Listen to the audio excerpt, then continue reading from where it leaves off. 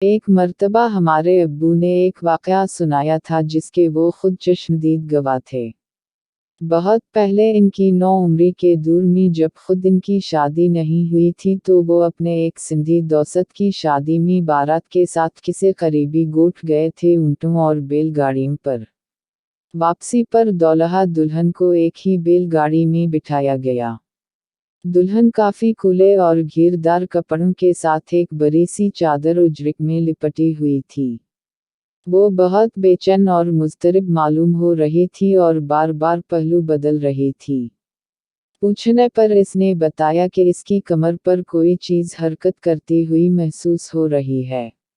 دولہا نے کہا کوئی جانور ہوگا، آؤ دیکھتے ہیں، اور اسے لے کر بیل گاڑی سے نیچے اتر گیا۔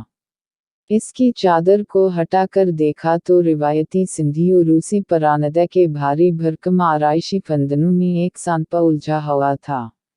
اس نے پراندہ کو پکڑ کر جھٹکنا شروع کیا تو سانپ نے اچانک اچک کر اس کے کان کے نیچے گردن پر کاٹ لیا۔ دولہا نیچے زمین پر گر کر تڑپنے لگا اور موقع پر ہی دم توڑ گیا۔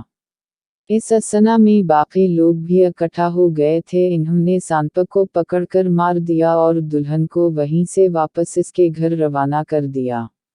اور یہ سب لوگ جو بہت ہنستے گاتے راستے بھر دھوم مچاتے گئے تھے، روتے پیٹتے دولہا کی لاش کے ساتھ واپس آئے۔ گاؤں بھر میں کہرام مچ گیا، ہر آنکھ اشکبار تھی۔ مدتوں اس سانحے کے اثرات سبھی کے دل و دماغ پر چھائے رہے۔ پھر اس کے بہت عرصہ بعد اسی علاقے میں آس پاس کے کسی گوٹھ میں پھر ایک عجیب دلخراش واقعہ پیش آیا۔ شادی کی اگلی صبح جب دولہا دلہن بہت دیر تک نہیں جاگے اور آوازیں دینے پر بھی کوئی جواب نہیں ملا تو کمرے کا دروازہ توڑ دیا گیا تو دونوں ہی مردہ حالت میں پائے گئے۔ موت کا سبب تو معلوم نہیں ہو سکا، مگر یہ اس زمانے کی بات ہے جب چھٹی جمعہ کے روز ہوا کرتی تھی اور تمام کام کاروبار بند ہوتا تھا، کفن دفن کے سامان کی دکانیں بھی بند ہوتی تھیں۔ مرحومین کے لواحقین نے دکاندار کے گھر پر آ کر دکان کھلوائی اور تجہیز و تکفین کا سامان خریدا۔ اور جس روز ولیمہ تھا، ایک نوبیاہتا جوڑے کا جنازہ اٹھا۔ ولیمے کے تمبو تلے چارپائیوں اور کرسیوں کی جگہ دریاں بچھائی گئیں۔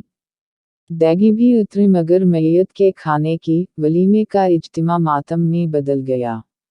یہ بھی ایک بہت دردناک اور ناقابل یقین واقعہ تھا جس کی بازگشت ایک عرصے تک سنائی دیتی رہی۔